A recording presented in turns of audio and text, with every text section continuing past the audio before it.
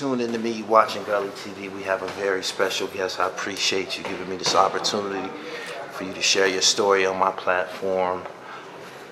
Formally introduce yourself to the world, brother. My name is Master Hershel Muhammad. I'm a 4th degree master in Jiu-Jitsu, Muay Thai, African martial arts, and I've ranked in Muay Thai, Ishimaru, and I'm a master instructor from most of the local kids here in Detroit. I was very active for about 20 years. I'm in my 60s now, so I've kind of slowed down a little bit and gave it to the young fellas, but I still do the work for fundraising. You've been in Detroit your whole life? Born and raised. Born and raised? Natural born Detroit.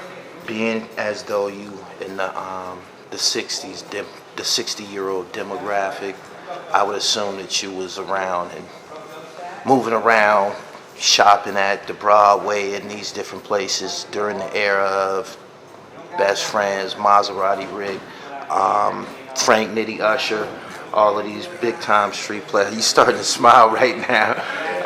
You know the magnitude of these people, man. So I'm just going to ask you a couple of questions on that, and we'll go to the topic at hand. Give me your earliest recollection of meeting Frank Nitty Usher. My earliest recollection of Frank Nitty Usher was I was in the gang back in the day. It's over 30 years ago. And I never sold dope, but I was a hitter. And if you know what a hitter is, it means that you go get it.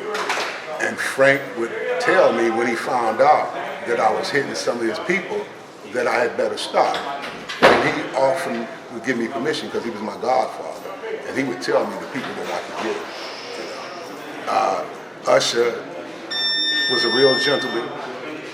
He talked real nice. He got his start with Vito Giacalone. He was driving for Vito Giacalone. That was part of the mob here.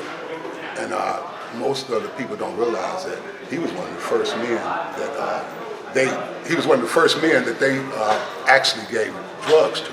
Okay. And that's where the thing with the French Connection and all that came about. That was with Frank Usher and all those guys. Right. When they was getting all that money. How old were you when you encountered them? Well, Frank would be about 75 now. I'm 61. So we're talking about 16, about the age of 16. How long did it take for you to understand the magnitude of the brother that you were rolling with, that you were hanging out with? At the time, I didn't. At the time, he was just homeboy Frank? Right. He was older than me. Okay. He was a mentor to me. And he would try to tell me things not to do and what to do. Right. And I didn't know the magnitude actually until the Democratic Club. And the heads got cut off at the Democratic Club. Right. And they alleged that it was Frank, but it wasn't Frank. He was not involved with that. It was some other guys actually that was there to kill Frank. So this is the Doc Holliday situation. Yeah. Red Freeman, yeah. Lefty Partey. Right. Yeah, all those guys. Yeah. And these guys were the generation above you. Right. Those like okay. When you encounter these guys who have often been introduced as, I don't know, gangsters, mobsters, hitters, did they have gentlemanly qualities? Were they regular Joes? Were they regular guys? Frank, you would not even think that he was Frank Nitty Usher. Not unless you got him provoked. I've never seen him provoked. Right. He was a gentleman. We got the same lawyer, Steve Fishman. Steve Fishman, if you've seen anything about what he says, he speaks on Frank as a gentleman. Right. He doesn't smoke, he doesn't drink, he doesn't curse. Right. He's a gentleman. It's about the business, Some things are personal, some things are business. I look at the drug gang as being business, Before the drug gang became so prevalent in the city of Detroit, y'all had neighborhood gangs or street crews, the Errol Flynn's, the Bishops. Can you share some history on these organizations? Because some say these organizations actually ended up birthing Young Boys Incorporated and things of that nature. Well, I couldn't say that the Bishops, because you're talking about the Bishops going back from 69, 73 when Coleman Young came in office. Now the second, it's three Frank Nitties here in Detroit. You got Frank Nitty Usher, who was the big man, the millionaire. You got Frank Bowie, Frank Bowie was the leader of the Bishop gang and whatnot. His name is Osakwe Bendeli now. Okay. Then you have the Frank Nitty, who was a part of the Earl Flynn gang. His real name is Francis Cunningham. Okay. And so you had the three different eras of the Nitties here. I knew all three of them. Right. You were so fluent in the way that you announced these guys. Were these like classmates, or did you? I mean, like, give me some. All of them personal friends, very close friends. Very Right. close friends. Like I say, I've never sold dope or drugs or anything like that. I was a hitter. Right. I did my job, and it was strictly business, And when you do your job and it's strictly business and whatnot, you look at it that way. You don't look at it as in the terms of good or bad or evil. You just look at it as a business thing, I think most people that was in my shoes, we try to use that as an excuse for the reason why we did it. Right. Well, I did it because it was an easier hustle, and I didn't like selling dope. I thought I'd let you sell the dope, and I come take it from you. Right. Give me a little bit of history on martial arts, and at which point did black men, did black people start being major figures in the martial arts culture? That's a good question. I always wanted to ask somebody that. I mean, we seen Jim Kelly on television, but when you go deeper, it was a whole bunch of y'all. So tell me what. It's a good question. I will explain it to you. It starts off like this here. We were up under the Koreans and we were up under the Chinese. Master Chung, I still love him dearly. He has a school down here on Warren. But we have great men like Kalinde Ii, who just passed. We have great men like Moses Powell, Musa Muhammad out of Brooklyn, New York. We have great men like Sensei Sekou, who in the late 70s, we wanted to break away from the Koreans because the Koreans, we were whooping them. We were whooping them all bad. And so they changed jiu-jitsu over to judo. And then when we started whooping them in judo, they want to switch again. Right. So what Kalinde did, he went to Africa. He went to Africa and stayed in Africa for 5 years. When he came back, he got with Marvis Cofield, who used to be over the Board of Education here in Detroit. He's a grandmaster. He got with Marvis Cofield. He got with Walter King. He got with a lot of the black brothers was in the martial arts, and these brothers was complaining. They were saying, Sensei, who gonna rank us? Who gonna rank us? And Kalinde, he said, we rank our damn selves. We said, we rank our damn selves. We can whoop them, and we rank it. So we broke away from the International Martial Arts Federation according to their standards, and we went by the African traditional standards. Is there any truth that a lot of brothers brought knowledge of the martial arts home from the Vietnam War? Definitely. Okay. All right. What year did you start studying martial arts? I started studying martial arts in 1970, as a young man. I grew up privileged, and being privileged, I was kind of a square, a nerd, and I moved from one side of the town to another side of the town. And when I moved to the other side of the town, it was like a different wake up. Here in Detroit, moving from the west to the east side is like moving, how could I put that in New York? It's like moving from Long Island to Brooklyn. Right. You know what I'm saying? Right. It's a more. Go ahead, you good. It's more of a shock situation. The first 3 days that I moved to the east side, at that age, a guy drew a gun on me and took $3 from me. I said, oh, well, this is the way it's going to be. Went home and told my mother, and I was always strong coming out of Highland Park. I was always a strong young man, but I didn't have no finesse, and I didn't, have no skill set. So my mother took me down to Martin's Recreation Center on Mack and Mount Elliott, where people like Hurley Sneed, the bantamweight champion, he fought there. Brother Milton McCoy, they started off there. Thomas Hearns even started out there. It was we had Mr. Frank that was our instructor, and after Emmanuel Stewart seen how bad we was over Martin's, Hurley Sneed, he took Hurley Sneed with him, and he took Hurley Sneed and he took our trainer over there with him, And that's how we all came together in the boxing world. You know, Okay. we mixed it all up with Emmanuel Stewart, Thomas Hearns, and all of us. Thomas was younger than me. He grew up on Helen. And I remember when he was a little skinny nerd boy and whatnot, you know. And it was all about giving us something to do. I always blame my generation on not leaving this generation ahead of us nothing left. When I came up, we had a recreation on every street. We had a 4-H club on every corner, you know. When I first went to box, 3-point stand, learn the 3-point stand, learn to throw the straight jab, you know, learn how not to blink your eyes when you're fighting, different things like that, you know, that we were exposed to. And it made our generation not kill each other as much. The Bishop and Chain Gang, 69, 71, 72, 73, we were not doing that much shooting. I mean, we did a little, but not that much shooting. We were fighting with chains and bricks and stuff like that, you know? And, so when you encounter somebody, be prepared to put your hands up. Always, always, always, always, you know? I advocate that to this day, and people say that I'm a fool for that because I don't carry no gun. I've had contracts out of my life. Right. And, you know, I don't let it worry me. You know, I don't let it bother me. You know, I live the faith of a Muslim. I'm a Muslim and I live that faith. Right. What was it like going to concerts, public gatherings, Coble Hall, as a bishop, knowing that you might encounter these other groups? Well, the bishops, we got to realize the Bishop gang was ahead of these other groups, the Earl Flynn gang. So we was much older than those guys and whatnot. So we never really had no problems with them because wherever I went, you know, I was always local. You know, I was always local to whoever I went, and I was always respectful.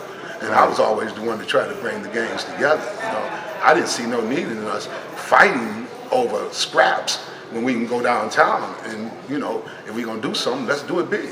Okay. Can you recollect the arrival of crack cocaine hitting Detroit? Man.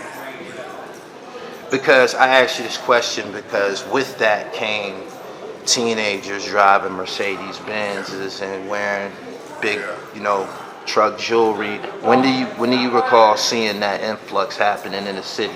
Meeting young guys, teenagers who were essentially rich.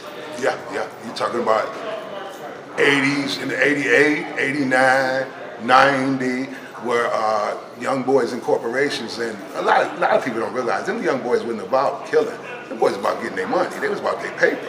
You know, you had Butch Jones, and a lot of people don't even realize he wasn't part of really the young boys in corporation. He was supplying them, basically. Right. You know? Those brothers like the great Kurt McGirt and whatnot, and the brothers like them was the soldiers.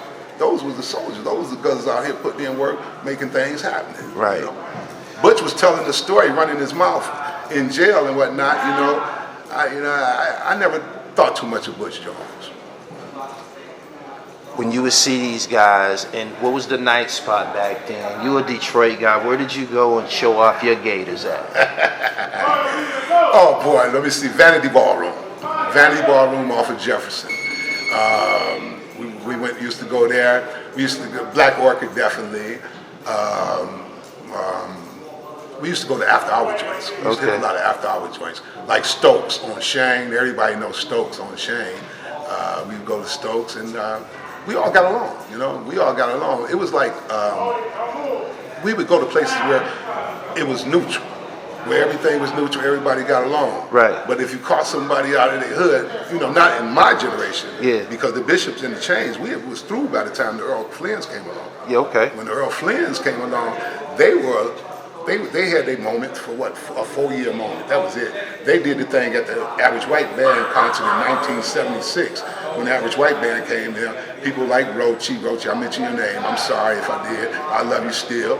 Rochi, Little Hood, Ernie, they went up on the stage and they started taking the instruments and playing the game. The Average White Boy hadn't came back to Michigan until about 3 years ago. Was that like a thing to do in Detroit when stars came to these arenas for y'all to make y'all presence felt? Like incidents like that, was that normal down through here? Definitely they overcrowded the front, but nobody had never ventured to actually go up on the stage into that Average White concert. All right.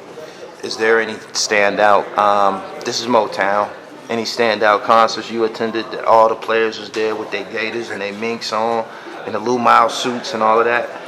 Let me think. I think the only one that I did was, but I was doing the security, so you can't say I was there. But I invited all my friends. Club International, Ice Cube.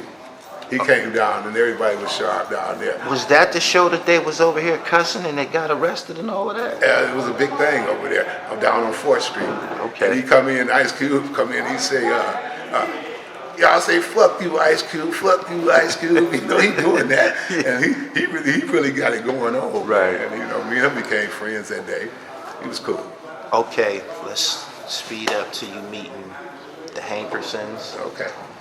and Aaliyah becoming an artist. So tell me first, your first encounter with Barry Hankerson and meeting Barry Hankerson. I knew Barry Hankerson way back in the early 70s. Barry Hankerson was married to a school teacher. Her name was, I can't forget her first name, but she passed away. He had a son by her name, Jamo Hankerson. Jamo was on the road. He's Leah's first cousin. And he came here and he married her. She was a school teacher. She was the principal of Central High School. He married her, and our great mayor, Coleman Young, he made Barry Hankerson the first and only assistant deputy mayor under Coleman Young in all of his 20 years in office. He thought a lot of Barry Hankerson, and I did too. We all thought a lot of Barry Hankerson back then. He was a very good talker. He was a person that could bring people together. He brought a lot of people together. I didn't find out the depth of his destruction until later on in life. Okay. Aaliyah's last name is Haughton. Haughton. Haughton. Haughton. Give me your earliest recollection of meeting the Haughton family. A lot of people were dying on the streets of Detroit in 88, I think it was, 88. A lot of people were dying on the streets of Detroit in the winter of 88. And Coleman Young was getting a lot of negative publicity. What he did, he called Operation Get Down. That was the organization that Barry Hankerson and Bernard Parker found together. Operation Get Down. It's a non-profit organization that helps, it's a beautiful organization that helps with tutoring, after school program, child literacy, adult pregnancy. Diane Haughton, who is Barry's Hankerson's sister, she was running the program, giving out the baskets on a daily basis for the kids and the families. My very first recollection with Barry Hankerson was a beautiful man, even when he married Gladys Knight. Just a beautiful man, very talkative person, had a gift of gab, Brooklyn style. Right. All right. So, Aaliyah came here, I mean, not this actual facility, Right, but another location right. for fitness training. For fitness training. What did she come for? What practice were you what service were you offering back then? We were offering stick boxing training. We were offering Muay Thai, but basically she stuck with the stick boxing, and her form was good. Her form was very good.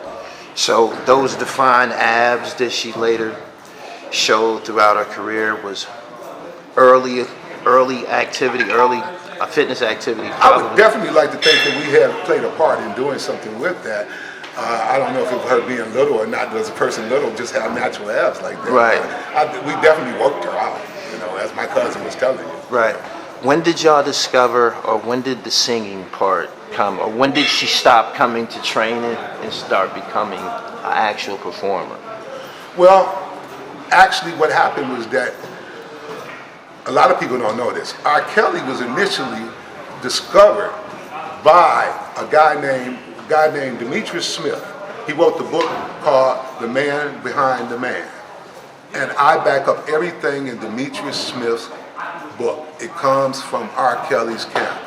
Demetrius Smith's sister was married to Craig Hodges. Craig Hodges played basketball for the Milwaukee Bucks. R.KELLY could have been started, but just to get to the simple part of it, Craig Hodges came home and caught R.KELLY in the bed with his wife. Wow. That's a bomb buster. Okay. The musical part. R.KELLY arriving in Detroit. When R.KELLY arrived in Detroit, I brought him here for basketball. And we would shoot ball at the gym, and they loved McDonald's. He would shoot ball at the gym, and the boy I would take him to one of our gyms, and he played like Michael Jordan. The boy got game. He could really ball? He could ball. He could ball. He could Okay. ball. That's when I can't see him being so weak in jail. You know? Oh, because of the aggression showed on the basketball court? Yeah. You know how his brothers is. Mostly every fight I ever got into was on the basketball court. Yeah, a lot of them start there. Yeah, you know. And I just can't see how he was so weak. I just, wish that we would have exposed R.KELLY. It was a 2-year period, let's say, before the actual album AJ Number came out. AJ Nothing But a Number came out. How much time did R.KELLY spend here in Detroit? He was here off and on, sometimes every week. Every week. He was here. Stayed at the Haughton's house for a period of time when they stayed over in Sherwood Forest. Okay. So when did you actively, because she wasn't famous during the recording process, she was just Aaliyah. Right. Okay. When did the records and the actual them spending time together or her traveling to Chicago, what year did that occur? She traveled to Chicago and making a back and forth album. We're looking at my wife was the chaperone for her on the back and forth album, and so she was out there with her for almost 6 months. And what happened was that my wife, being from the Nation of Islam, she seen R.KELLY do something bad, disrespectful to Aaliyah, and what she did, she reported it to me. I reported it to Mike, and this was when the problem started with me and Mike. Fires on, I'm a man of high moral caliber. I love Michael Haughton, I love Diane, I love Aaliyah, I love Rashad.